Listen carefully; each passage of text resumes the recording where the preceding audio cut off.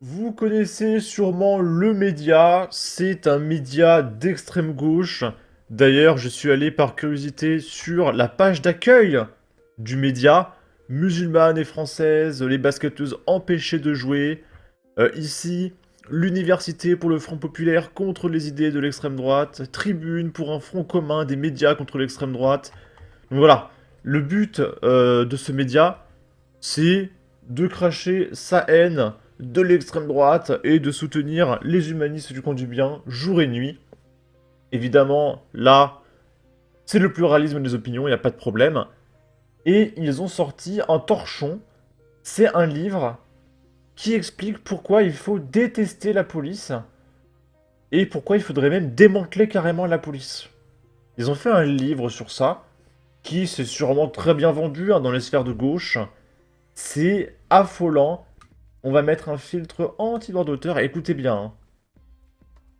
Dans une société capitaliste, raciste et patriarcale, choisir le camp des opprimés, des exploités et des tyrannisés, c'est compter la police parmi ses ennemis. Cette phrase est l'une des premières qui ouvre cet ouvrage, 1312 raisons d'abolir la police.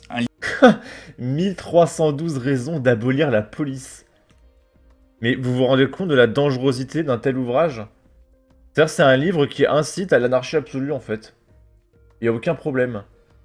Et à côté de ça, il y a Transmania, qui s'est pris un déferlement de censure, et Marguerite Stern, qui s'est pris un déferlement de haine. Là, il n'y a pas de problème. Voilà. Livre qui regroupe de nombreuses contributions pour mettre en débat les stratégies de leur abolition. Un débat qui existe de manière très concrète en Amérique du Nord, notamment depuis le mouvement Black Lives Matter et la mort de George Floyd, mais qui démarre très timidement en France alors que les crimes policiers sont tout autant une réalité. On l'observe dans le quotidien, on l'observe dans les quartiers populaires. Donc il y a des crimes policiers quotidiennement. Il n'y a pas des gens qui se font découper en morceaux, des batailles de gangs, etc. Non, ça, c'est pas le quotidien. J'en ferai une autre vidéo, là, que je vais tourner après. Mais par exemple, à Grenoble, il y a des guerres de gangs.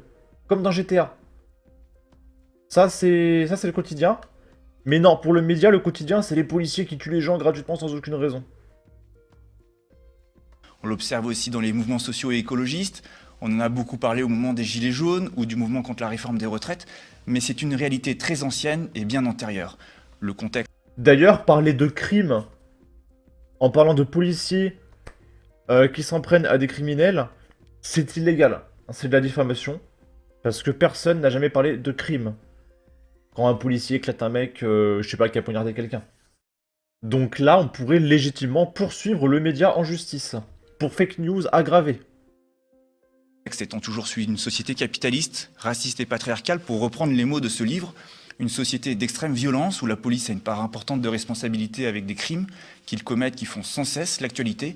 Il est important, notamment... Qui font sans cesse l'actualité. D'accord, tous les jours, on voit des policiers faire des crimes. Alors moi, je me souviens pas, une fois dans ma vie, d'avoir vu le mot crime et policier alignés dans une même phrase. Ça n'existe pas, hein. Il y a que des médias de gauche à base de désinformation quotidienne qui emploient ce terme, mais juridiquement, c'est jamais arrivé, quasiment. sur les plateaux des médias qu'on ait la discussion, la réflexion autour de l'abolition de la police. Et pour avoir ce débat, le média reçoit sur son plateau Gwenola Ricordo. Bonjour. Le débat sur le démantèlement de la police, mais vous vous rendez compte? Mais faites-le. On va faire un truc, en fait, à Paris, dans les quartiers bourgeois. On va retirer toute la police. Voilà, on va faire une expérience sociale. Et on va voir si les quartiers bourgeois s'en sortent. D'accord? Bonjour. Gwenola Ricordo, vous êtes professeur de criminologie à la California State University de Chico. Vous êtes militante abolitionniste pénale et vous êtes la coordinatrice de ce livre, 1300... Militante abolitionniste pénale. Mais what the fuck? 12 raisons d'abolir la police qui vient tout juste de sortir aux éditions Luxe. Alors, vous l'affirmez d'emblée au début de ce livre comme une position politique. Vous détestez la police. Effectivement, j'affirme que détester la police, c'est pas une question de goût personnel ou d'une aversion personnelle, mais il s'agit bien d'une position politique dans le sens où... Voilà, votez bien politiquement les amis. Il y a le Rassemblement National qui est pour la sécurité et l'ordre, et la gauche qui est pour la suppression de la police. On serait le premier pays de la Terre à ne pas avoir de police. Et on va regarder ce qui va se passer au bout de, je sais pas, un jour. Juste un jour. Je peux vous garantir qu'au bout de 1 jour, la police est de retour, hein, d'accord?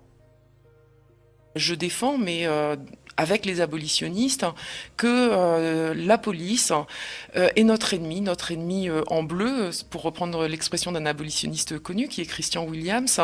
Et dire qu'on déteste la police, c'est dire que d'une part que c'est pas une institution aimable, que ce n'est pas une institution qui peut être du côté des luttes progressistes, mais qu'il y a bien un antagonisme et que du coup nous assumons cet antagonisme et que nous considérons la police comme un ennemi lorsque on s'attaque à l'État, au système capitaliste, au patriarcat, au racisme.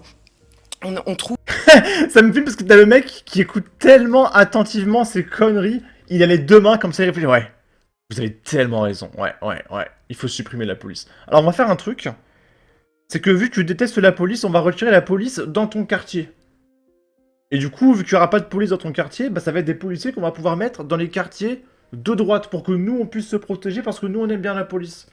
Et après, il va pas falloir se plaindre quand tu te feras braquer, agresser, etc. Parce que tu détestes la police, hein, d'accord? Bon, là, c'est la fin du reportage, mais quel torchon! Mais quel torchon! Et du coup, je vous propose de regarder très rapidement, on va survoler plein de petits faits divers. Comme ici, par exemple, à Chassieux, un policier de la CRS 45 a mis fin à ses jours la nuit dernière, c'était le 6 juin, avec son arme de service. Ici, c'était le 16 août, il n'y a pas si longtemps. Bagnols-sur-Cèze, un policier municipal met fin à ses jours avec son arme de service sur son lieu de travail. Ici, un nouveau drame a eu lieu hier soir, c'était le 12 août. Un policier du commissariat de Rouen a mis fin à ses jours. Il était marié et papa de 2 enfants. Toutes mes pensées vont à sa famille et à ses collègues. La France est endeuillée, sauf la gauche. Vous savez, ce parti qui est presque majoritaire, hein, il y a quasiment la moitié des Français qui votent pour le nouveau Front Populaire. Hein. Préparez-vous, hein. Il y a la moitié des Français qui veulent pas de police. Mais allez-y, allez-y. Moi, je quitte le pays, hein, débrouillez-vous. Ici, un policier a fait une chute mortelle à Villeneuve-Loubet lundi. La piste du S est privilégiée. Mais ils s'en foutent, les gauchistes. Ouais, c'est des ennemis, donc c'est pas grave s'ils meurent, les policiers. Bah. Et puis pendant ce temps, c'est quoi les combats de la gauche? Wokisme. Le formulaire de candidature au job pour la campagne de Kamala Harris propose 9 types de pronoms et permet même d'en créer de nouveaux. Et donc là, c'est le formulaire de candidature. On a he, him, she, her, they, them, am, ze, here, xe, xem, here, here, fae, faer, hu, hu. Et là, on peut joindre le CV, parce que, oui, éventuellement, on peut poster un CV. Voilà, après avoir passé 45 minutes à choisir son genre. Là, on a utilisé seulement son nom, pour les extraterrestres, d'accord? Et là, on a custom, personnalisé. Et écrire, je sais pas, Jean-Luc Mélenchon. Dieu. Mon pronom, c'est Dieu. Appelez-moi Dieu. Ok. Voilà, donc préparez-vous. Moi, je ne supporte plus ce continent. N'hésitez pas à donner votre avis, votre opinion, à partager, liker, commenter. Ça aidera au référencement de la vidéo sur YouTube. Abonnez-vous, suivez-moi sur Twitter. Prenez soin de vous. Salut!